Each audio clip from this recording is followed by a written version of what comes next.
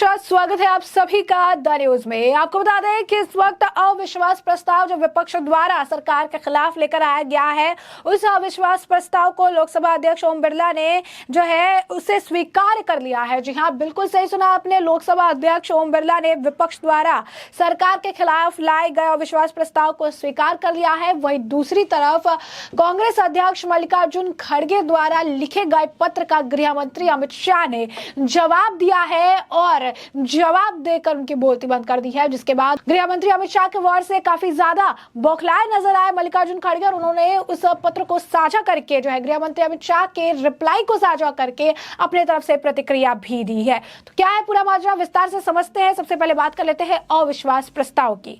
तो लोकसभा अध्यक्ष जो है ओम बिरला, उन्होंने विपक्ष द्वारा सरकार के खिलाफ लाए गए अविश्वास प्रस्ताव को स्वीकार कर लिया है और यह प्रस्ताव जो है कांग्रेस के सांसद गौरव गोगोई द्वारा सदन में लाया गया है।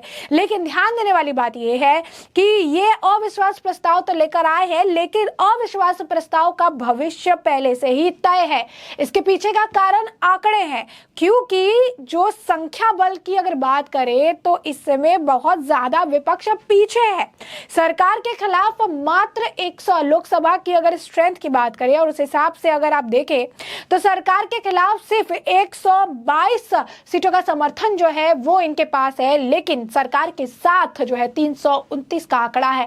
यानी स्पष्ट तौर पर इस अविश्वास प्रस्ताव का कोई भी लाभ होने वाला नहीं है। ये पूरी तरीके से भले से इसे स्वीकार कर लिया गया हो, लेकिन इसका कोई असर सरकार के ऊपर नहीं पड़ेगा। इसके हिसाब से विपक्ष जो है वो सरकार का समय बर्बाद कर रही है, सदन का समय बर्बाद कर रही है, लोकसभा का समय बर्बाद कर रही है उन्हें बैठे, और जो कई अहम मुद्दों पर बात हो सकती है, कई और चीजों पर चर्चा हो सकती है, ऐसे में इन समय को बर्बाद करने का काम कर रही है। क्योंकि आंकड़ा इनके पास आधा भी नहीं है। आप समझिए 329 का आंकड़ा सरकार के साथ और 142 का आंकड़ा सरकार के खिलाफ है। तो साफ तौर पर अविश्वास प्रस्ताव लाकर कोई फायदा नहीं होगा। इसी दौरान जो है प्रधानमंत्री नरेंद्र मोदी का 2019 का एक वीडियो भी बड़ी तेजी से वायरल हो रहा है, जिसमें वो कह रहे थे कि तुम इतनी मेहनत करो कि 2023 में तुम्हें अविश्वास प्रस्ताव लाना पड़े। और उस वक्त मल्लिकार्जुन खड़गे ही थे जिन्होंने कहा था ये तो इनका अहंकार बोल रहा है। तब मोदी ने कहा था कि हमारा अहंकार नहीं, हमारा विश्वास बोल रहा है कि यही होने वाला है।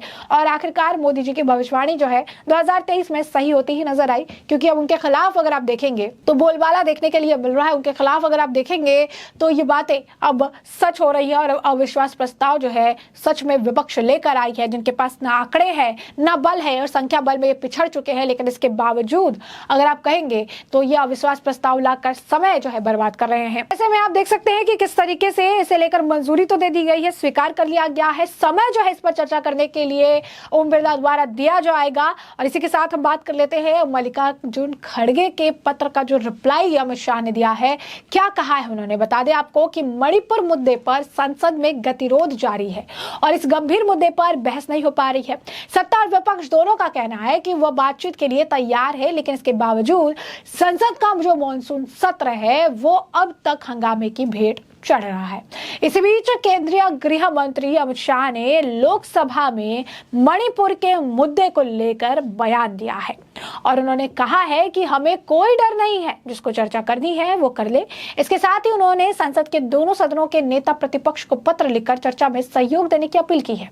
केंद्रीय गृह मंत्री अमित शाह ने मणिपुर हिंसा के मुद्दे पर विपक्षी दलों का एक बार फिर से आह्वान किया है कि वे मणिपुर जैसे संवेदनशील विषय पर चर्चा करें, क्योंकि देश के लोग उन्हें देख रहे हैं। अमित शाह ने राज्यसभा के नेता प्रतिपक्ष मल्लिकार्जुन खड़गे और साथ ही साथ लोकसभा में कांग्रेस के नेता अधीर रंजन चौधरी के उस जो है पत्र को अधीर रंजन चौधरी को पत्र लिखकर यह भी कहा है कि वे मणिपुर के मुद्दे पर चर्चा में अमूल्य सहयोग दें।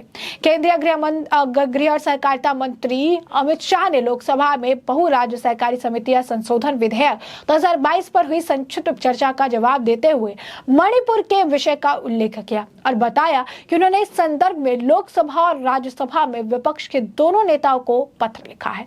अमित शाह ने यह भी कहा कि सरकार को मणिपुर पर चर्चा से कोई डर नहीं है और उसे कुछ छिपाना भी नहीं है। अमित शाह ने लोकसभा में विपक्षी सदस्यों की नारेबाजी के बीच में यह कहा था कि मैंने आज दोनों सदनों के विपक्ष के नेता को पत्र लिखा है कि कितनी भी लंबी चर्चा के लिए मैं तैयार हूं। सरकार को कोई डर नहीं है, जिसको चर्चा करनी है वो चर्चा करे आए। हमें कुछ छिपाना नहीं है। गृह मंत्री ने विपक्षी सदस्यों के लिए कहा कि जनता आपको देख रही है, चुनाव में भी जाना है, जनता के खौफ को ध्यान में रखें।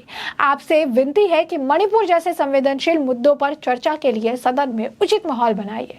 मल्लिकार्जुन खड़गे और आपको बता दें कि अधीर रंजन चौधरी जो है, उनको लिखे पत्र लिखे गए पत्रों में अमित शाह ने यह भी कहा कि सरकार मणिपुर मुद्दे पर चर्चा के लिए बिल्कुल तैयार है और उन्होंने सभी से पार्टी की विचारधारा के ऊपर उठकर सहयोग करने का अनुरोध किया है। उन्होंने ये भी कहा कि मुझे उम्मीद है कि सभी दल इस महत्वपूर्ण मुद्दे को हल करने में सहयोग करेंगे।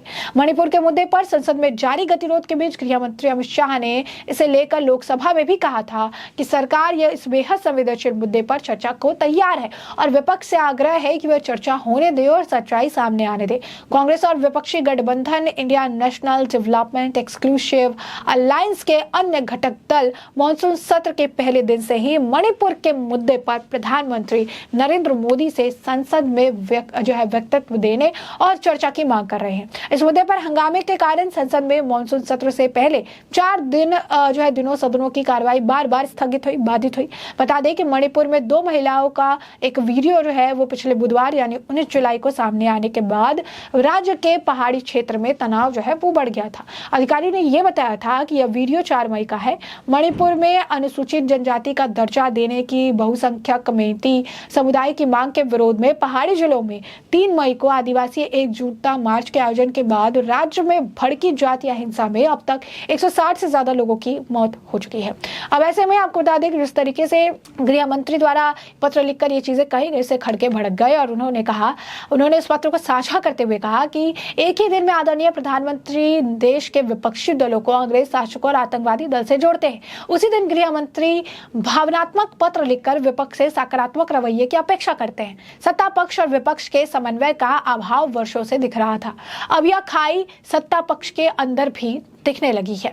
उन्होंने इसे लेकर आगे लिखा कि इस पर प्रधानमंत्री द्वारा विपक्षी दलों को दिशाहीन बताना बेतुका ही नहीं बल्कि दुर्भाग्यपूर्ण भी है। प्रधानमंत्री जी से हम सदन में आकर मणिपुर पर बयान देने का आग्रह कर रहे हैं, परंतु ऐसा लगता है कि उनका ऐसा करना उनके सम्मान को ठेस पहुंचाता है। हमारी इस देश की जनता के प्रति प्रतिबद्धता है और हम इसके लिए ही हर कीमत देंगे। तो आप देखिए किस तरीके से मल्लिकार्जुन खड़गे जो है काफी खफा नजर आए, जहां पर एक तरफ लगातार चर्चा की बात कर रही हैं, लेकिन जब चर्चा के लिए बुलाया जा रहा है तो फिर इस मामले को घुमा फिराकर अपनी तरह से पेश करते हुए नजर आ रही हैं। तो ऐसे में जो है इसे पास कर दिया, इस पर चर्चा जो है करने का समय ओम बिरला द्वारा कभी भी दिया जा सकता है। तो वहीं दूसरी तरफ मल्लिकार्जुन खड़गे को पत्र का जो जवाब गृह मंत्री अमित शाह ने दिया है, अमित शाह के वार से खड़गे काफी ज्यादा बौखलाए हुए नजर आए और उन्होंने फिर इस मामले को घुमा फिराकर अपनी प्रतिक्रिया जो है ट्वीट के जरिए साझा करते वो नजर आए। ऐसे में हमने आपको जो पूरा मामला है ये बड़े विस्तार से बताया कि पूरा मामला क्या है और अब इस पूरे मामले पर आपकी भी जो राय हो हमें कमेंट सेक्शन में कमेंट करके जरूर साझा करिएगा। धन्यवाद।